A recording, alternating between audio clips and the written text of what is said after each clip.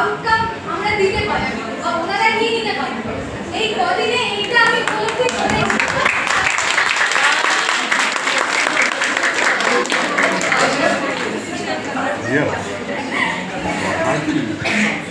জয় গোস্বামীর একটা কবিতা মেঘবালিকার চরিত্র।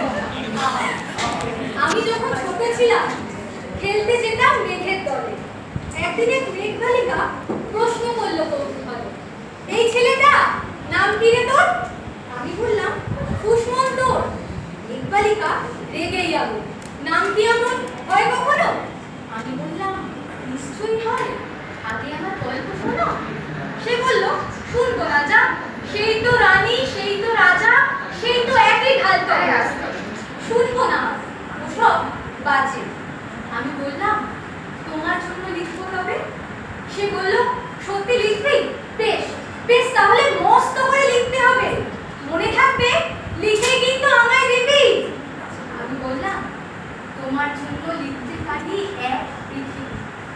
লিখতে লিখতে লেখা যখন সবে মাত্র 2-4 পাতা, হঠাৎ তখন ভূত চাপলো আমার মাথায়।